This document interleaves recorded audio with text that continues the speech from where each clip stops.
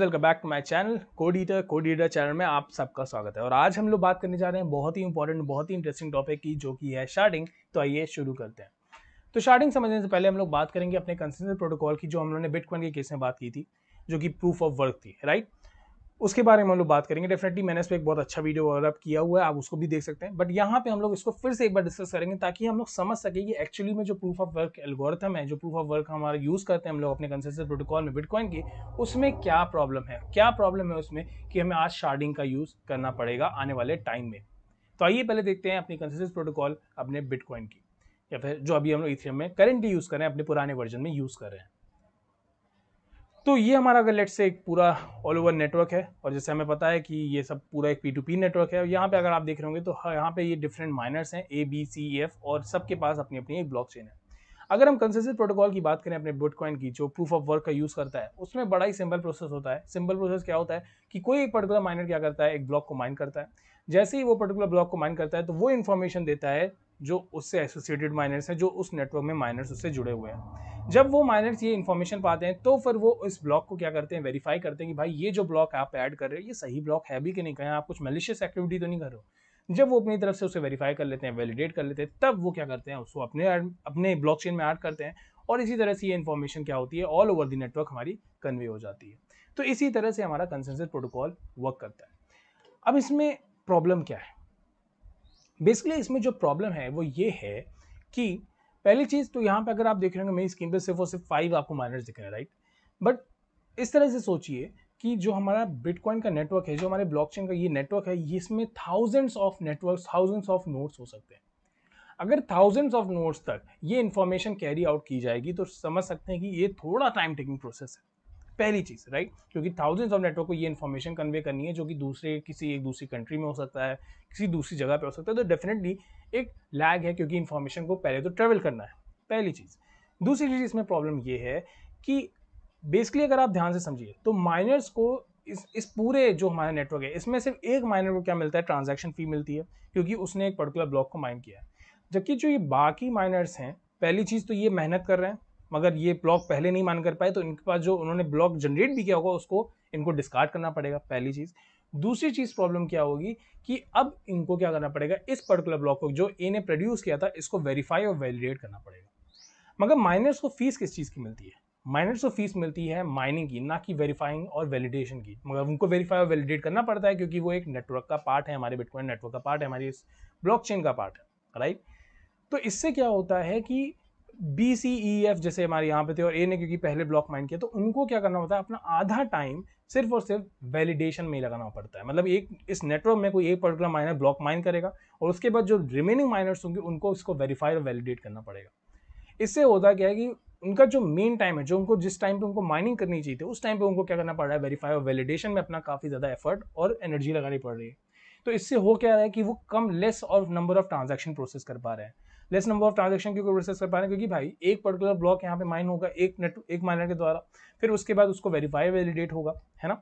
तो इसकी वजह से क्या होगा कि उनको जो टाइम माइनिंग पे लगना चाहिए था, अब वो क्या लग रहा है कि वेरीफाई और वैलिडेशन में चला जा रहा है। तो वो ट्रांजैक्शन प्रोसेस नहीं कर पा रहे, और अगर वो ट्रांजैक्शन प्रोसेस नहीं करेंगे, तो डेफिनेटली क्या होगा, नंबर ऑफ ट्रांजैक्शन पर सेकेंड जो प्रोसेस होगा, वो कितना होगा, वो हमारा काफी कम हो जाएगा। जहां पे अगर आप वीजा की बात करेंगे, जो थाउजेंड्स ऑफ ट्रांजैक्शन पर सेकंड करते हैं, वही ब्लॉकचेन में अगर हम बिटकॉइन की बात करें, तो बहुत ही कम है। और आने वाले टाइम में ये और प्रॉब्लम बढ़ जाएगी, जब ये नेटवर्क और बड़ा हो जाएगा, क्योंकि फिर पूरे एंटायर नेटवर्क को हर एक, पहले तो ब्लॉकचेन का ध्यान रखना होगा, क्योंकि अगर आप ध्यान से देखें तो ये हमारा एक एंटायर नेटवर्क है। इनको पहले तो ये जो पूरी ब्लॉकचेन है, सबको मेंटेन करनी है, सबको ध्यान रखना है इसका।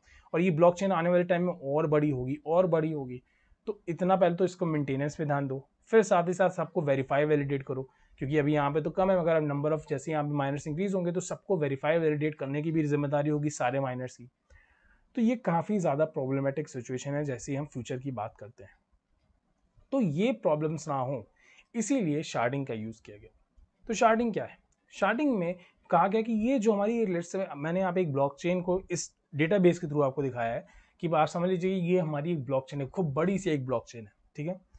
तो इस बड़ी सी ब्लॉकचेन को प्रोसेस करने से अच्छा है, शार्डिंग कहता है कि क्यों ना इस ब्लॉकचेन को हम क्या कर दें, स्प्लिट कर दें डिफरेंट डेटाबेस। मतलब हम क्या करें, छोटे छोटे डेटाबेस में इसको क्या कर दें, डिवाइड कर दें।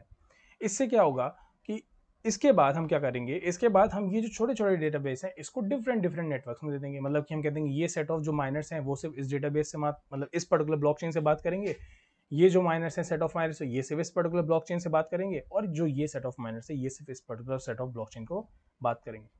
तो इससे हुआ क्या, इससे ये हुआ कि जो इनके ऊपर लोड पड़ रहा था, जहां पे पहले माइनर्स को ये पूरे पूरे ब्लॉकचेन को क्या करना पड़ता था, वेरीफाई और वैलिडेट करना पड़ता था, मेंटेन करना पड़ता था। अब इन माइनर्स को सिर्फ और सिर्फ किसको वेरीफाई वैलिडेट करना है, इस छोटे से डेटाबेस कह लीजिए या फिर इस छोटे से ब्लॉकचेन को। तो इससे जो लोड था वो क्या हो गया, पूरी तरह से स्प्लिट हो गया। माइनर्स का एफर्ट अब क्या हो गया, जो इतना एफर्ट लगाना पड़ रहा था पूरी ब्लॉकचेन को मेंटेन करने में, उसमें भी नहीं लगेगा। और अब इससे क्या होगा, माइनर्स क्या है, ज़्यादा से ज़्यादा ट्रांजैक्शन प्रोसेस कर पाएंगे, क्योंकि जैसे ही वो अपने ब्लॉकचेन से डील करेंगे तो वो ज़्यादा से ज़्यादा क्या कर पाएंगे, समय दे पाएंगे ट्रांजैक्शन को प्रोसेस करने में, ना कि सिर्फ वेरीफाई और वैलिडेट में उनका ज़्यादा समय चला जाएगा। तो यही चीज़ है शार्डिंग। अब शार्डिंग के क्या क्या और एडवांटेजेस हैं। पहली चीज़ तो ट्रांजैक्शन पर सेकेंड इंक्रीज होंगे। मैंने दिखाई दिया क्यों होगा ऐसा, क्योंकि जो हमारे ब्लॉकचेन की जब छोटे छोटे पार्ट्स में डिवाइड हो जाएगी तो हर एक पर्टिकुलर माइनर को, हर एक पर्टिकुलर नेटवर्क को एक स्मॉल अमाउंट ऑफ ब्लॉकचेन को ही वेरीफाई वैलिडेट करना होगा, तो वो अपना ज़्यादा टाइम कहाँ पे दे पाएगी, माइनिंग पे दे पाएगी। तो ट्रांजैक्शन पर सेकंड एक तरह से हमारे बढ़ जाएंगे। दूसरी चीज़, पावरफुल और एक्सपेंसिव कंप्यूटर की जरूरत नहीं होगी, क्योंकि भाई क्यों जरूरत पड़ेगी, पावरफुल और नेट एक्सपेंसिव कंप्यूटर की जरूरत तब पड़ती है जब हमें इतनी बड़ी ब्लॉकचेन को मेंटेन करना है, फिर वेरीफाई वैलिडेट करना है, इस तरह की चीज़ों को करनी है। मगर शार्डिंग में क्या हुआ, छोटी सी एक डेटाबेस है, मतलब एक छोटा सा ब्लॉकचेन है, सिर्फ उसी को वेरीफाई वैलिडेट करना है। इसमें मोर वैलिडेटर ज्वाइन करेंगे, क्योंकि भाई हमें पावरफुल और एक्सपेंसिव कंप्यूटर की जरूरत नहीं है, तो सीधी सी बात है हमें आराम से हम कोई भी वैलिडेटर बन सकता है। और जब हम बात करते हैं इथेरियम में, तो इथेरियम में तो हमें पता ही कि सिर्फ 32 ETS दे कि आप वैलिडेटर बन जाते हो। एनर्जी कंजप्शन रिड्यूस होगा, क्योंकि पावरफुल और एक्सपेंसिव कंप्यूटर की जरूरत नहीं है। तो ये सारी चीजें हैं जो कि शार्डिंग हमें देती है, इसीलिए शार्डिंग का आने वाले टाइम में आप काफी ज्यादा यूज देखने जा रहे हैं। बट शार्डिंग से पहले जो आप चीज देखोगे वो होगी बैकऑन चेन। अभी बैकऑन चेन क्या है, बेसिकली बैकऑन चेन कुछ नहीं, यही है एक तरीका जिसकी वजह से प्रूफ ऑफ स्टेक को इंप्लीमेंट किया जाएगा। जब ये इंप्लीमेंट हो जाएगी, जब ये हमारी इथेरियम मेननेट के साथ जुड़ जाएगी, अभी बैकऑन चेन पैरेलली चल रही है, मतलब प्रूफ ऑफ स्टेक जो है हमारी अभी पूरी तरह से हमारी एक तरह से कहेंगे तो इथेरियम मेननेट में अभी इंटीग्रेट नहीं हुई है, राइट। बैकऑन चेन अपनी अलग से चल रही है, अपना एक प्रूफ ऑफ स्टेक का जो कुछ क्रिप्टोकरेंसीज है यूज कर रही है, बट अभी भी ये इथेरियम मेननेट में यूज नहीं हो रही है। जब ये चीज़ हमारी इथेरियम मेननेट के साथ हो जाएगी, और जो मैंने इनकी ऑफिशियल वेबसाइट पे देखा उसमें था अभी 2021 2022 तक में ये दोनों इंटीग्रेट हो जाएंगे, एक साथ हो जाएंगे ये दोनों सिस्टम। उसके बाद जब ये दोनों इंटीग्रेट हो जाएंगे तब जाके इसमें शार्ड चेन को इंप्लीमेंट किया जाएगा, इसके साथ जोड़ा जाएगा, और तब जाके आप देखेंगे शार्ड चेन, बैकऑन चेन और इथेरियम मेननेट का एक कॉम्बिनेशन। और ये बहुत ही वंडरफुल कॉम्बिनेशन है, क्योंकि इससे काफ़ी कुछ चेंजेस आएंगे हमारे आने वाले फ्यूचर में।